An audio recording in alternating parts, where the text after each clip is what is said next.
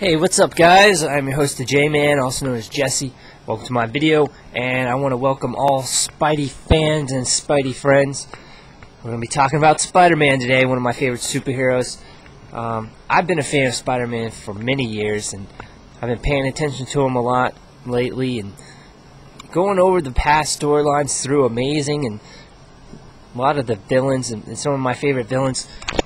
And I want to discuss couple of things. On this channel, I'm going to open up some debate for all Spider-Man fans to add their 2 cents about storylines, past and present.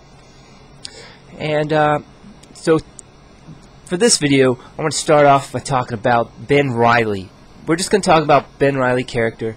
He was brought up in the Clone Saga of 1994, which is the second Clone Saga, under the editorial staff of Tom Falco. Tom DeFalco was the mastermind behind the Clone Saga. It was his idea, and he had a 3-act plan for it. Ben Reilly was a very key figure in that. The fans didn't know it at the time, but eventually Ben Reilly was going to be written in to become the new Spider-Man. He was going to take the place of Peter Parker.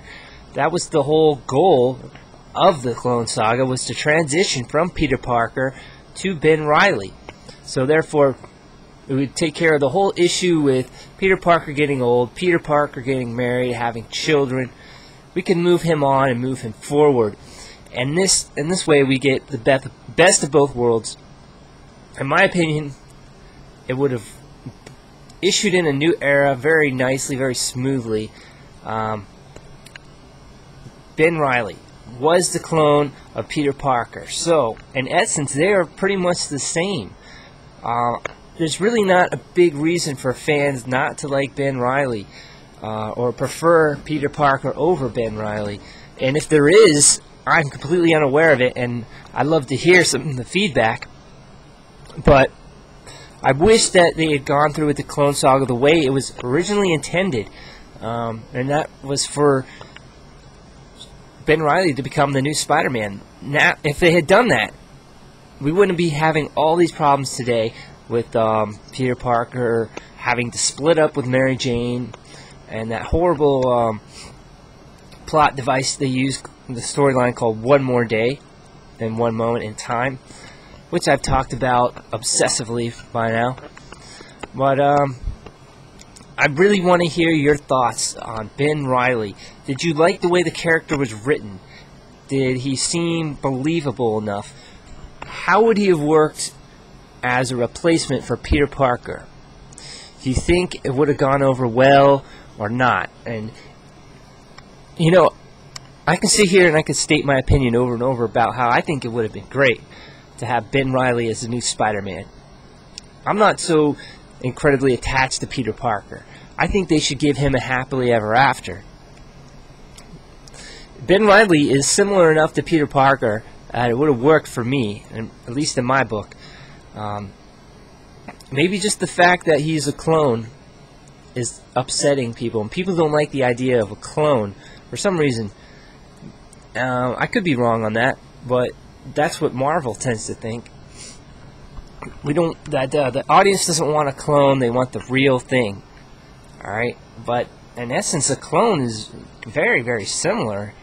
So, you know, we could sit here and debate all day about how similar Ben Reilly is to Peter Parker, but really, if you're restarting it or rebooting it, you don't need to have someone, or you don't want to have someone who's exactly the same. You need a little bit of a new set of rules to work with to make things more interesting, you know, so you're not just rehashing. But yeah, I wish they would have gone through with having Ben Reilly become the successor and take up the mantle of Spider-Man.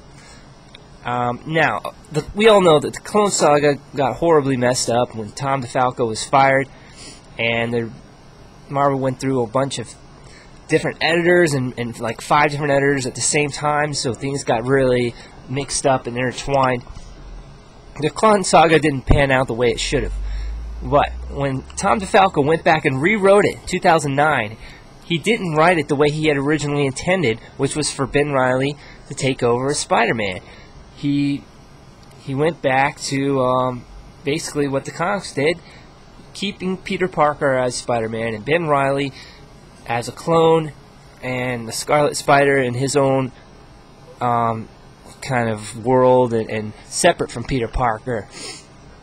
He did make some changes to the Clone Saga, and it was a lot more explained and seemed to flow much better, but it still didn't achieve the purpose of the Clone Saga, which was to make a new, fresh Spider-Man so that Peter Parker and Mary Jane could be happy together. Well, that's my opinion, that's my thoughts, and I really want to hear what you have to say about it. So please write down your comment, send it in, give me a message, let me know what you think. Thanks for watching, and see you next time.